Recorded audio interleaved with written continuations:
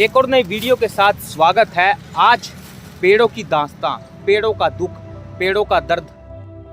हम स्मार्ट युग में रह रहे हैं। आज हमारे पास किसी चीज़ की कमी नहीं है।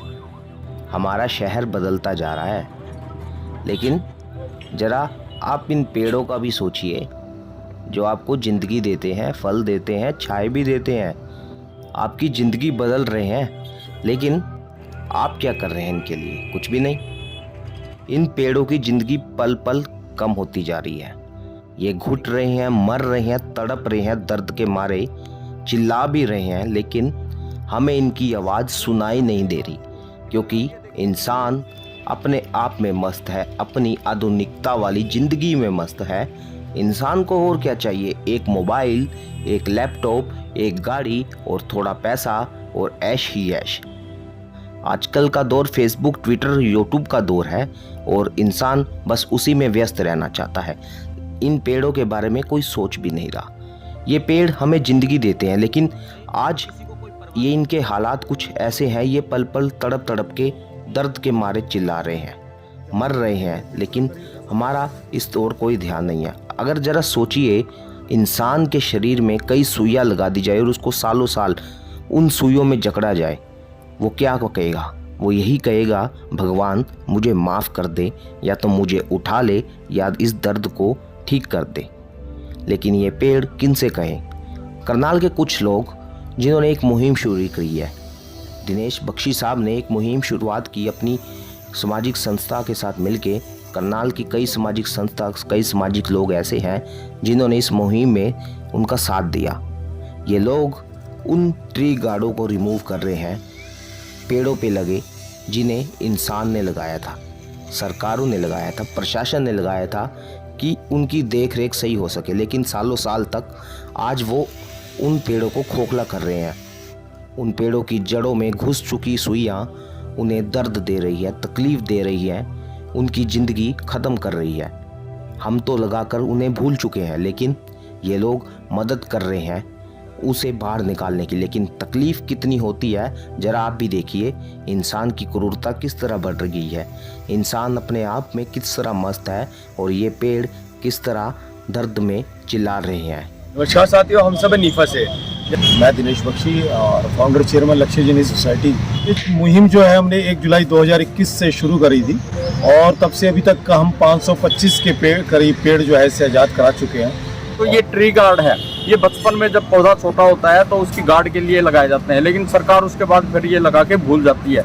जैसे जैसे पेड़ बड़ा होता है तो ये ट्री गार्ड उसके तने में घुस जाता है। मेरा बिजली का काम है, तो उसकी वजह से हमें जो है कोई सब औजार वगैरह लेने की आवश्यकता नहीं पड़ी। लेकिन जैसे जैसे मुहिम ये आगे चली तो हमें हर चीज़ की जरूरत पड़ी। ब्लेड हैं, ग्राइंडर हैं, बिजली की तारें हैं। वो बेचारा ना तो अपने दुख दर्द रो सकता, ना बता सकता। तो ये हम सब की जिम्मेवारी के साथ साथ सरकार की भी जिम्मेवारी बनती है कि समय रहते इनको रिमूव करें। और हम चाहते हैं कि ये मुहिम करनाल को छोड़ पूरे आसपास के एरिया को तो हम कवर कर ही रहे हैं, लेकिन ये पूरे भारत में चले। ये आप देखेंगे जो पेड़ है इसमें इतनी बुरी तरह से जकड़े हुए हैं, ये आप देखेंगे अभी, और इसको अभी हमने रिमूव किया है। लेकिन जो पेड़ इतने टाइम तक ये चलने वाला था, इसको आप जहाँ तक देखेंगे बिल्कुल अंदर ये धंस चुका है और ये पेड़ को नुकसान पहुँचा रहा है। तो इसके नुकसान के देखते हुए जो हमें ये मुहिम हमने शुरू करी, तो जो भी ऐसे पेड़ हैं जिसमें ये धंसे हुए हैं, इनको रिमूव करके पेड़ों को आज़ादी दिलवानी, क्योंकि कोई भी बंधन में नहीं रह सकता।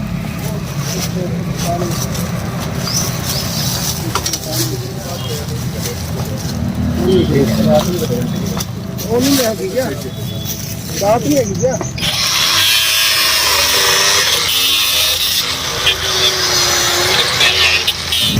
अब ये देखिए कितनी बुरी तरीके से पेड़ के अंदर ये सलाखें धंस जाती हैं, ये इसको नुकसान पहुंचाती है। ये बेचारा मतलब वैसे तो हमें जीवन देता है, लेकिन खुद नहीं बोल पाता।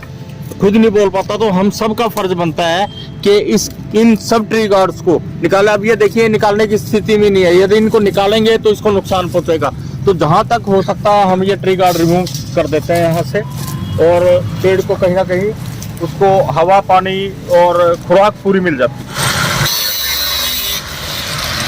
जैसा कि आपने देखा, ये निकालने के बाद भी कई जगह ऐसा होता है कि डालियों में फंसा होता है और इसको जो है रिमूव करना पड़ता है। और इसके साथ ही आपने देखे, आपने लोगों ने इसको क्या बना रखा है, डस्टबिन बना रखा है। ये देखिए आप, ये सारा इसमें ये जो है गंद भरा हुआ है, तो ये पेड़ों को नुकसान पहुंचा रही है। यहाँ चद्दर डाली हुई है, मतलब लोग जो है इसको एक डस्टबिन के तौर पर यूज कर रहे हैं। जो सबसे जब शुरू में हमने एक पेड़ को देखा, उसके अंदर काफी बुरी तरह एक जो है ट्री गार्ड फंसा हुआ था, और जब हम इसको रिमूव करने लगे तो उसमें से जब हम रिमूव करते थे तो दूध उसका जो है पेड़ का निकलता था, जैसे हमारा ब्लड निकलता है, तो उसमें वाइट कलर का जो है एक पदार्थ निकलता था, जिसको देख के बड़ा फील हुआ कि यार इसको भी कितना दर्द होता है। और उसको निकालने में हमें काफ़ी मशक्कत करनी पड़ी, और पहला ट्री गार्ड हमने 2 से 3 घंटे लगा के उसको निकाला, लेकिन उसमें फिर भी काफ़ी अंश जो है उसके बीच में ही रह गए। अगर कोई इंसान है, अगर किसान के अंदर कोई कील घुसा दे तो उसको जितना दर्द होता है उतना ही दर्द हमारे पेड़ों को भी होता है। तो अब जैसे हम सारे मिलके उस ट्री गार्ड को हटाते हैं, कई बार तो ऐसा होता है कि भी हम लोहे की मदद से उस लोहे को हटाते हैं, बट वो कहीं जगह ऐसे जकड़ जाता है कि वो हटता ही नहीं है, 1-1 घंटा लग जाता है उसको हटाने में। तो हम आप सबसे कहते हैं कि आप सब भी हमारे साथ जुड़े हैं और आप सब इस चीज़ का ध्यान रखें कि आप जब भी पेड़ के आगे ट्री गार्ड लगाएं तो उसको हटाएं भी बाद में। आपने पेड़ तो लगा लिए लेकिन उसकी देखभाल नहीं करी। अब आप इन पेड़ों को देखिए, ये पेड़ इस सड़क के साइड में लगे हैं, चारों तरफ हरियाली है, लेकिन इस हरियाली का कोई फायदा नहीं जब तक ये छाया देने वाला पेड़ आपकी रक्षा ना कर सके, खुद की रक्षा ना कर सके। अब ये निशानियां देखिए, ये वो गार्ड की निशानियां हैं जो हमने, आपने, सरकार और प्रशासन ने इन्हें दी है। अगर आपके अंदर एक सुई लग जाए तो आपको दर्द का एहसास होता है, लेकिन ये अपना दर्द कहाँ जाके बयां करेंगे, ये किसे बताएंगे कि इन्हें कितना दर्द महसूस हो रहा है एक गार्ड की वजह से, जिसकी वजह से ये सालों साल आगे नहीं बढ़ पाते, इनकी ग्रोथ रुक जाती है और यहीं का यही ये पेड़ खत्म होने की कगार पर पहुंच जाते हैं। पर्यावरण को बचाना सबकी जिम्मेवारी है और इस जिम्मेवारी का निर्वहन सभी को करना चाहिए। इस बारे में मैं लक्ष्य जनहित सोसाइटी और नीफा टीम के जो सदस्य हैं उनको बधाई देना चाहूँगा। पेड़ का तो पता, कई लोग हैं फ़ोन कर देते हैं कि यहाँ पर ट्री गार्ड है, लेकिन जैसे चिंगारी निकलती है आप कह रहे हैं, तो हमने पीछे हमारे जो मुख्य संरक्षक है निशिकांत मित्तल जी, उन्होंने मेरे को 2 चश्मे भी लेके दिए थे, लेकिन चश्मा 15 से 20 मिनट में ख़राब हो जाता है, क्यों इस पर जो स्पार्किंग है वो सीधी चश्मे में पड़ती है, जिससे उसके लेंस ख़राब हो जाते हैं। तो उसके बाद फिर हमने चश्मा लगाना छोड़ दिया, अभी फ़िलहाल बिन ऐसे ही कर रहे हैं। दिक्कत तो है, लेकिन जो है अभी धीरे धीरे जो लोग जुड़ रहे हैं, तो देखो आगे क्या होता है। ये आप देख रहे हैं, ये ट्री गार्ड है जो हमने इस पेड़ से निकाला है, और इसको निकालने में हमें कम से कम आधा घंटा लग गया, क्योंकि ये जो इसकी पत्ती आप देख रहे हैं कटी हुई है, ये पत्ती तने में बुरी तरह से धंसी हुई थी, जो उसी के बीच में रह गई, और जिसको हमने काफ़ी मशक्कत के बाद निकाला। और ये ट्री गार्ड का जो वजन है 10 से 15 किलो होता है, और ये 15 किलो वजन, यदि इंसान को, एक आम इंसान को तो आप 5 किलो वजन भी डाल दें और परमानेंट उसको बैठा के रखें उस पर, तो आप वो भी देखो कितनी परेशानी होगा। और इनसे हमें ऑक्सीजन मिलती है, फल फ्रूट मिलता है, अंतिम समय में हमें लकड़ी भी देते हैं। उसके बाद पेड़ों की स्थिति आज इतनी दयनीय है कि वो इनके अंदर जकड़े हुए हैं। तो मैं लोगों से ये अपील करना चाहूँगा कि जहाँ पर भी किसी को ऐसे ट्री गार्ड दिखे जो कि पेड़ों पर धंसे हुए हैं, वो लक्ष्य जनहित सोसाइटी की टीम को सूचित कर सकते हैं। बाकी वीडियो को लाइक शेयर चैनल को सब्सक्राइब कर दीजिएगा, लाइक शेयर चैनल को सब्सक्राइब कर दीजिएगा, वीडियो को लाइक शेयर सब्सक्राइब कर दीजिएगा चैनल को। मिलते हैं आपसे अगले वीडियो में, अपना करनाल।